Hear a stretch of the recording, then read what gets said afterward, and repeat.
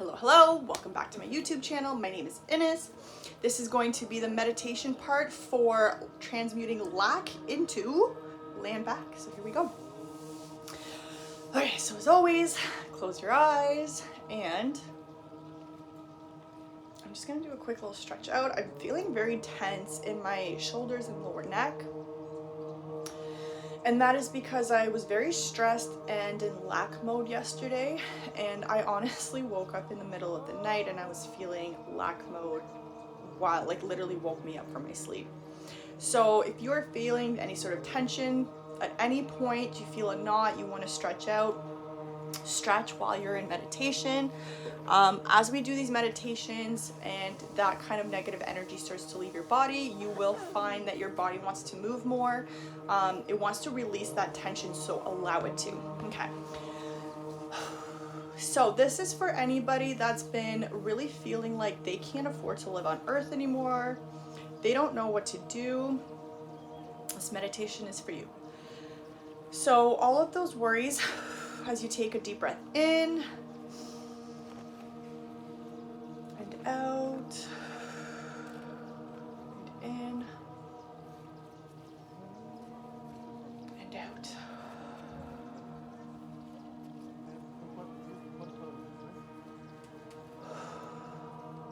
Okay. So all of the things that we have in lack, they're not even really ours. There's a lot of energies going on right now, especially as we reconnect and heal our connection to Mother Earth. As we deepen our connection to Mother Earth, it's almost like we get more lack sent our way, or we feel more lack. I want you to reframe this mental thinking. Reframe the phrase, I cannot afford to live on earth, into earth is the one that provides, not the human-made system. And I want you to think about a community where everybody gets to eat and has a roof over their heads for free. Mother Earth and her people have more than enough resources and innovation to house and feed everyone. So why is it that we're not doing this? Why is it that so many of us feel like we are being thrown off of this planet? There are so many communities that want Mother Earth to thrive, not just survive, but thrive. We've seen her in the past and we've connected to her in the present. And she's calling for us. She's asking us to choose her over these systems that keep us in lack. To choose her to nurture us over those that keep us imprisoned. So every time you think about something that you don't have access to or just in your life, whether it's money to pay your bills or money to make sure that your kids are taken care of, and I know you want to spoil your children and your family and all your loved ones. Most of us that do tend to live in lack mentality, there's a compassion with us. It's almost like we have to take care of our community. And it's not just that we have to, it's that we want to. So what's keeping you from it? You don't have a good job. You don't have money to pay your own bills, so how can you afford to help somebody else? Probably don't even have your own home, and you probably don't even have the right things that you feel like you need in order to survive on this planet. But what does it mean to live on this planet? Does it mean to break her and poison her for our own materialistic greed? Do we need those materialistic things? If it comes at the expense of poisoning our water, of tearing down our homes so that we're all forced to live in cars and in tents that they eventually break on the streets as well. Why is it so important for them that everything revolves around money? Why is it so important for them that Mother Earth doesn't grow her own trees? Why is it so important for them to control everything Mother Earth does? As you connect deeper to Mother Earth, you're going to start noticing, maybe subtly or maybe in a big picture, that we either choose to live on Mother Earth with Mother Earth as our nurturer, our home, or we choose to live in these systems that make us run around like we're in a rat race, like we're in a hamster wheel, like we're living to paycheck, and the paycheck to paycheck that we do get isn't even enough to put us over until the next paycheck. It's like we're 5 paychecks behind. But what would happen if we just let Mother Earth take over, take the lead, take the wheel? What would happen if we as a community decided to build homes where everyone gets to feel safe, everyone is protected? Nothing fancy. There's a lot of people out there that just want to live simply. They just want to have a roof over their heads, a warm place to go when it's cold outside. But why is it so hard for the people that run our earth now, with millions of homes uninhabited and even abandoned? Why is there so many restrictions from us taking these locations and creating something that will allow the community to thrive? Whether it's a garden, green space, a greenhouse, a grocery store where to take food you have to help the garden, or maybe you can create an old complex and allow people to live just one simple room to themselves. At the end of the day, we don't need much. It's the basic necessities. But why is it that the basic necessities are some of the most expensive? It's almost like their lack drives their desperation, which drives their profits. And I want you to sit here for a minute, and I want you to think about that. Think about when we were in COVID. Things were hard, and for a little bit, we got a glimpse of what it was like to actually be taken care of by our government. Instead of fending for ourselves, instead of fighting for the most basic things.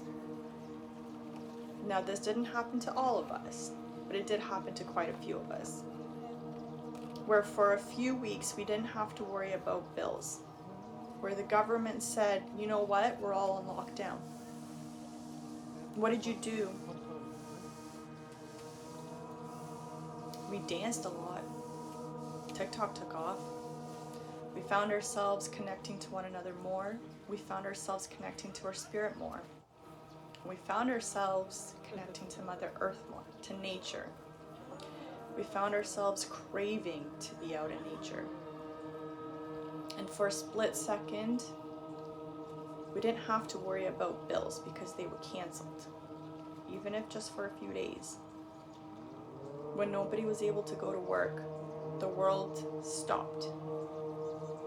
And when the world picked up again, and the bills came back, they came back greater than ever. But what would happen? What would your life look like if your bills, your rent, your mortgage, your food was already covered? What if everybody on this earth was able to get their own tiny home? And in order for you to be fed that day, all you had to do was put in a few hours of work at the garden, a few hours of work within your community, helping one another. Maybe it's helping build more tiny homes for more families to be able to come in. What would happen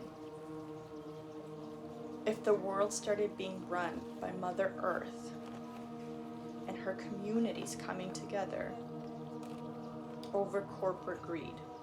Because when our bills came back, they came back higher than before. And who made profit? It wasn't us. Why? Why was it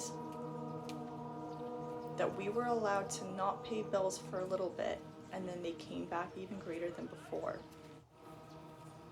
Why is it that while we lose, others make profit? Millionaires keep making millions, billionaires become even richer. And us, we're jumping off cliffs and bridges, trying to escape the pain that we feel on this earth. We're trying to feel like maybe we're supposed to stay, maybe there's a reason for us. We're disconnected from Mother Earth because we constantly live in desperation and lack. We're on survival mode in this system. The system that isn't even able to keep itself up. When gas prices went up, how many people could actually afford to go to work? How many people had to think about, well, I either buy gas or groceries, or I put money towards rent this month? How is that fair? Mother Earth has more than enough resources. She wants to take care of us. She wants us to live with her, to learn from her, and to connect with her. And why is it that anybody that speaks about Landback, or that speaks against climate change, or that speaks against all of these corporations that are poisoning our water and our food, whenever we speak up, we get shut down? Why? I want you to take all of these negatives, all of this lack that you're feeling, and I want you to understand a few things. You're not the only one feeling them. I'm feeling them too. And I am seeing a lot of people feeling the same way, asking the same questions. And my heart goes out to all of the indigenous communities of all across the world, including African communities. My heart goes out to you because you have been fighting this fight for millennia. And I want to apologize that it's taken us so long to get here, but we are here. And it's unfortunate that it has to happen in such a big way in order for us to understand that the ones in power only care about man-made paper than they do about the actual planet that we live on. Why was it so easy for them to cause chemical explosions? And why is it that they're millionaires taking money from their own employees, from the citizens, to clean up their own messes instead of taking their own money to clean up their own messes? And why is it that when this earth has so much to offer, and whenever we want to get out of their system, we're killed and forced back in through fear and lack and desperation? At what point do we decide we want a new system? We don't want a colonized capitalistic system that literally dries us up and leaves us to die. We want a system where we take care of ourselves, where we take care of each other, where we take care of our community. We want a system where we get to choose. We want a system where we get free will. And we want a system that is fair and balanced. And to a very specific person who has $325 million to their name, who could potentially be watching this, I see you in my mind right now. I feel as if you're debating, or perhaps you're worried that you will be asked for some of your $325 million to go towards the cleaning up of your mess. It's almost like you don't want to part with it. But what happens when the people say enough is enough? What happens when you can no longer threaten us with lack and desperation, because that's all we've lived on? What happens when we say, well, we've got nothing left to lose? It's time for us to stand up against the bullies. against the ones who live safely while we suffer in the millions.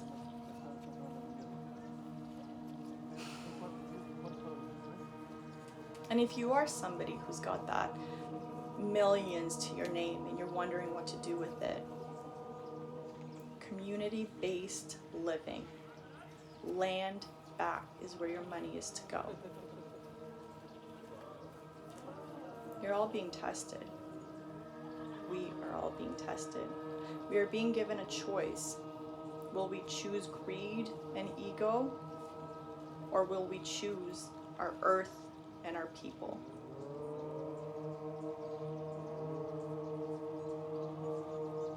If you're curious about this, I want you to look up the 7th fire prophecy and the 8th fire prophecy.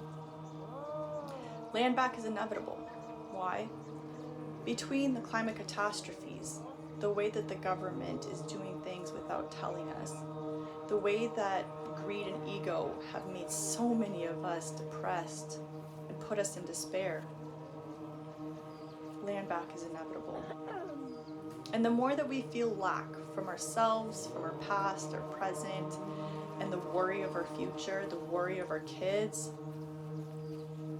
the compassion for those in our communities that have been fighting for millennia, disrespected, treated unfairly, use that lack, use that anger to help you reach out to your communities, to help you find your community, so that we can get our Mother Earth back. There's so many of us around the world who feel the same way. And there are so many of us who feel like we don't have a choice. I'm here to tell you that you do. They don't want you to know. They don't want us to know that we have a choice, but we do. And we are stronger in numbers. So for all of you that feel lack, that feel like you're being kicked off this planet, I need you to understand that you are one of the people chosen to bring Mother Earth back to life, to bring Mother Earth back into power. Capitalism is falling on its ass. You're either going to fall with it, or you're going to be standing on top of the rubble. It is your choice. And I want you to visualize, as capitalism falls and burns, as Landback increases, where do you stand? Do you stand with Mother Earth? Or do you continue to work for those that will not share a penny with you? To those that compete among ego and greed? Or do you choose to live on Mother Earth? Why did your soul come to this earth, to this planet? Out of all the planets out there, of all the beings you could have been, why did you choose Earth? I'm going to leave you on that question. Why did you choose to come to Earth? What do you want to see happen? If you could make any wish in the world, what would it be? My wish is for every single human to feel safe and secure on this planet. Every single human that chooses to is supported and nurtured by Mother Earth. She has more than enough resources. And there are more than enough of us who feel the same way. This is your call to action. Do you accept? Will you fall along the rubble, or will you be the one standing and dancing on top of it? What do you care more about? Your fancy shopping, or being able to live comfortably without worrying about if you're going to be able to eat? And what about your kids? What kind of legacy will you leave? Working under capitalism? What do you have to show for it? Stress? That doesn't seem so nice. This is your call to action. Mother Earth is calling you. You're going to keep sending you lack. And this is your chance to transmute that lack, that desperation, into Landback. Reconnect to Mother Earth. talk to her and listen to her. She wants us to rebuild with her. We're all on the same side. Why did your soul choose to come back to this planet and connect to Mother Earth? Cry with her. She wants us to choose her. She wants to feed and house us for free. And we can only do that once we choose her. So mote it be.